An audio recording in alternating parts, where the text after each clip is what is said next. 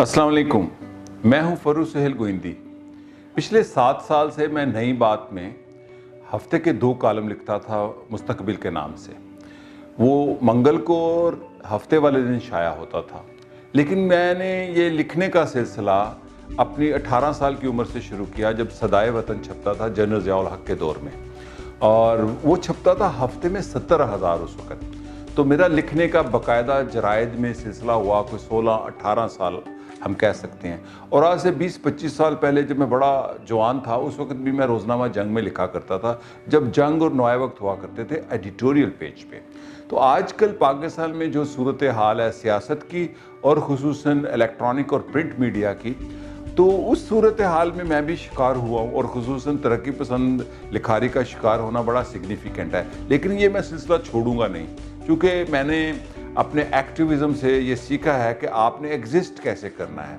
मेरी लिखाई मेरी अपनी सेल्फ प्रोजेक्शन के लिए नहीं है। मुझे इससे गर्ज है कि पाकिस्तान के पिसे हुए मज़दूर, किसान, मेहनत कश पाकिस्तान और पाकिस्तान की रियासत ये ज़्यादा से ज़्यादा अवामियत की तरफ जाए, सोशल डेमोक्रेसी की तरफ जाए। तो मैं किसी सियासी दरबार का भी हिस्सा नहीं, ना मैं जरदारी के सियासी दरबार का हिस्सा हूँ, ना इमरान खान के, ना नवाज शरीफ के, और ना ही किसी मुक़द्दस और गैर मुक़द्दस लोगों के दरबार का। मेरा दरबार पाकिस्तान के 95% मेहनत कश अवाम है। मेरा बुनियादी तौर पर लिखने का मकसद एक्टिविज़म से लेकर लिखने तक पाकिस्तान के महरूम और महकूम अवाम है, पाकिस्तान में जारी इस्तेहसाली निज़ाम है। तो मेरा कलम जारी रहेगा। मैं इसी फेसबुक की वॉल पर जहाँ आप ये सुन रहे हैं, वहाँ हर मंगल को और हर हफ्ते को अपना कॉलम मुस्तकबिल के नाम से शाया होगा। और इसके अलावा इसको फैंस ऑफ फरूख पे भी आप देख सकते हैं। और मेरे जो एनालिसिस हैं, चूँकि मैंने बहुत पहले ये प्लान कर लिया था कि सोशल मीडिया पे एक प्रोफेशनल और एकेडमिक हवाले से, इल्मी और फ़िक्री बुनियादों के हवाले से आया जाए, और मेरी जो एनालिसिस है उसको आप गोइंदी मीडिया नेटवर्क पर जाकर यूट्यूब पर सब्सक्राइब करें। वहाँ पर मेरे एनालिसिस टाइम टू टाइम आया करेंगे, और ट्रैवलॉग भी। तो मैं आप सबका ममनून हूँ जिन्होंने 7 साल मुतवातर नई बात से पढ़ा।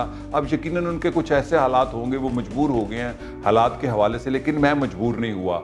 मेरा कलम जारी रहेगा।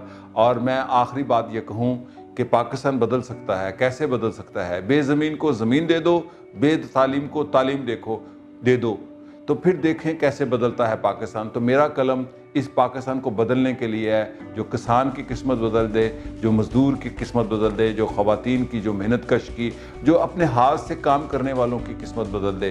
तो हर मंगल को और हर हफ्ते वाले दिन इसी वॉल पर आप और फैंस ऑफ फरूख की वॉल पर भी, फेसबुक पर भी देखेंगे। और दूसरे जो ब्लॉगर्स हैं जिनके साथ ये कॉलम शेयर होता था, वो इसी तरह शेयर करेंगे।